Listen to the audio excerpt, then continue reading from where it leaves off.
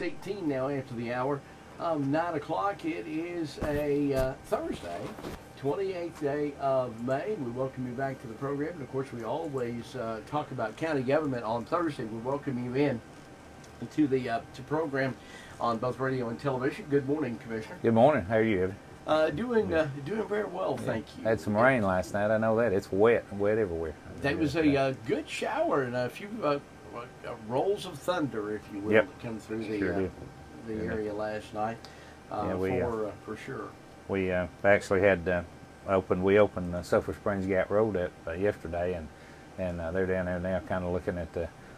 We changed a lot of the ditch line and actually opened it up a little different than it's ever been, and put some cross trains in. So I think everything went really well. It's good because that road's not traveled a lot, but a lot of people depend on it. A lot of people on the mountain come into the valley. That's a shortcut to come down to civilization, you might say, to the valley, rather than going that other 13, 14 miles around and coming back. So, but we have, I want to let people know out there it is open for travel. Well, a lot of folks maybe not realize that the post office, American Rising Fund Services, well, everybody in the New Salem and Head River area. Well, Newsom Gap, that's their postal route. Right. Sulphur Springs, they do come off there some, but the main route, they've got two carriers that go up and down there at Newsom Gap, and we keep and that's the only two really dirt roads that we have, in the county that are kind of high maintenance, you might say, but they're the least travel. So they, as far as them ever being paved,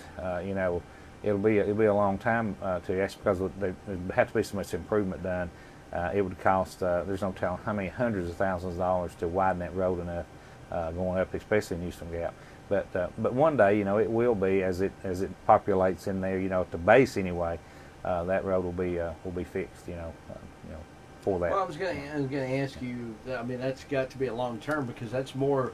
I don't know how many miles of road that is, but from the bottom all the way to the top. It's about one of them I think is about it's about a 4 mile, 3.8, 4 mile, and the other one's almost 5, I think, going up. So it's quite a bit, and you have to prioritize. I said that a few times here. You have to prioritize, your roads and the traffic count. Traffic count on Newsom Gap Road at one time, not too many, maybe a year or so ago, it was like 15 cars a day on average in a 90-day period. So that's not a lot of cars, and that 2 up and 2 down are the carriers, mail carriers. But anyway, I just want to mention that. I was afraid but it has been of interest to a lot of people since it did slide off. Yeah. Speaking of roads, we've seen a lot of activity going on with our bridges along I-59, and of course that's a state project, but all of the bridges are being raised. That's right, and some of them more than others, but now that closure on the Daniels Road, if they're still on schedule from what we understand, Carrie, I think it's June the 1st, right? I think it's what we've got that posted in our on our website, and so that. You don't think about it till you live over there and you come out one morning, you have to drive all the way back and come back around, especially if you live close to the bridge there. So it is a little less convenient for people, but that's not going to be for long. They said, and so, but they have raised it. They have raised it tremendously. If you've been across it, you know what I mean. There's a almost a 2-foot hump there, and so but that's part of it, and then they're going to move on and they're working on the one going across up at Dugan Loop. And so, but it's necessary, it's a state project. It's really, I guess, a federal mandate that all of the bridges along the interstate systems have to be raised some 2, 4, 6, 8 inches to meet new federal regulations. From what I understand, in reality, from what I understand, it is actually, I've mentioned this before, it's a military highway, and it is, that comes deeply from the military. They evidently have got, in case something were to happen and the road was, because a military highway like that will be taken over if something were to happen, we were to go to war or whatever. But they have something that will not go under that bridge. It wasn't, they're not going to raise the height limit of tractor trailers, or you would tear everything down on county and state roads, but there's something to do with that, just like the clearing of the interstates. Every so many miles on an interstate highway, there is a straight landing strip stretch several thousand feet long. I don't care if you're in West Virginia or if you're out west. Of course, there's a lot of flat out west, but if you're in the hills, the way the interstate system was designed, that every so many miles there would be a place where you could land and take off the planes, military planes, and not only just small, but the largest plane that they have, would be able to set down and take off. That's something we don't want to think about, but that's fact, I mean, it's where you see the Eisenhower interstate system. He's the one that brought that from overseas here, and actually, I don't know how we got off on this. Well, about roads. We're supposed to be talking about county roads, but it really, if you really research that, that's really interesting to know, to see that, what the interstate highway system, the reason it was really built, one of the main reasons was not just to travel multi-purpose. East and west. It's multi-purpose, Yeah. but it is a military designed highway. Yeah.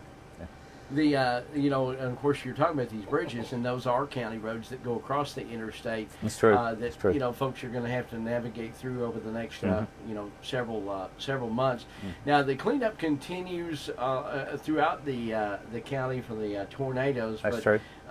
I guess at this point you're starting to see the light at the end. It is. We're going to really try to wind it up. The end of the month, which is on us here. I mean, it'd be.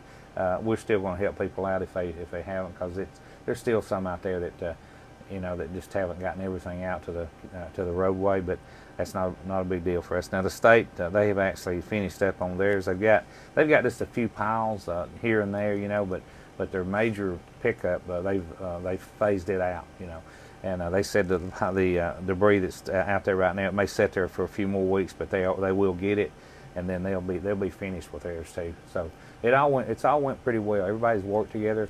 The people have worked real well with us, and we've tried to be accommodating to them. And the state highway department has been a blessing to us. I just can't say enough thank you for that. And so it's really we kind of made good out of a bad situation, I guess you might say.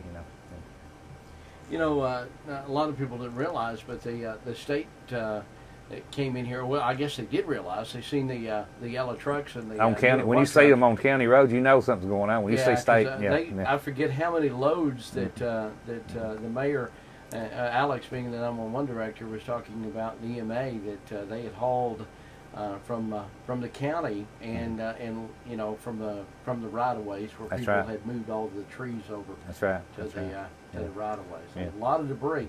But And we'll mention that. But I just got a couple of things I do want to mention, and you've probably been running this some. But on our testing, we mention this every day at 3. But people are really taking advantage of our testing down to the health department, and we're glad of that. Every day when they open up, they've got cars out there. Not a lot, but they've got cars waiting, and it seems like just a constant. You don't have to wait. I mean, as far as a long line, but people are being tested, for that, and that's good. Because a lot of people don't want to get tested, but a lot of people, they sit there and they worry, they think about and it don't hurt anything. I mean, it's not really painful.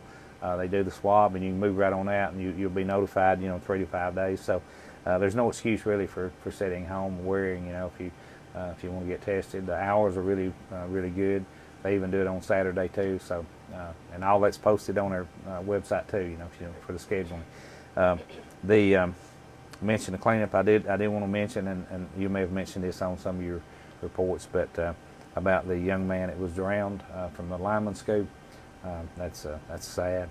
Now that was at DeSoto Park, and we did have a news story on it earlier this week. Yeah, I believe he was from Indiana. Indiana, from what I understand. Yeah, 23 years old. Just a young person there with his life ahead of him. And it just this shows you, how you can make one wrong move, a mistake, and end it. So now I know DeSoto Park has had 3 drownings just in the last 2 to 3 weeks. I know that's that what that is. There in DeKalb County. That is amazing, and a lady was on the news last night talking about, well, she happened to be out there and she was talking about the signage wasn't big enough and the sign this, but that park's been open for many years, since I was growing up. We used to go up there, but you just the big thing is to use common judgment and common sense, on something like that. And one of the park rangers out there, fellow that works for him, I ran into him at Fort Payne this past weekend, and he was talking about how much more the water is flowing. It's 3 times what they've been having as far as coming down the gulch there and all that. And so and I know that these people were not from here, but you got to use common sense, in doing that, because that's some park out there. If you've never been out there, it's not like Cloudland Canyon. It is a very it's a very forceful water shed there, But I do feel for his family, and I hope everybody keeps him in their prayers, Yeah, because he was just in the class that just started here. Just a young man, just so sad, But the do want to mention too, and I think you probably got this notice probably a little while ago. Today at 4 o'clock, Governor Kemp will be back on, and giving an update and maybe some changes in what he's got in mind as far as he may be continuing or maybe it may not be continuing. From what I got yesterday, it looks like he's going to be lifting even more restrictions. I think so too. Yeah. But you don't know. I mean, it's something, a few months ago I thought was going to go one way and it went the other way. So I think so too, just from reading and listening. So, but everyone, if you're around, I know you'll run it live and Sure. we'll have it on our website. But pretty interesting because that does affect you as Georgians, That's So right. 4 o'clock. You got about 30 seconds, real quick. With Okay. your phone Well, number. just if you got any questions, pertaining to government or whatever, I take any calls. But my phone number is 423-667-8999. You can call me anytime, or any of our commissioners. Our commissioners are always there for you. We're public servants, and we're here to serve you. So I just appreciate everyone working with us, and just give me a call, and we'll see you at 3 o'clock today. We'll do our little update. All right. Thank you, Commissioner. Talking, of course, county governance, we do every Thursday here on KWN Today.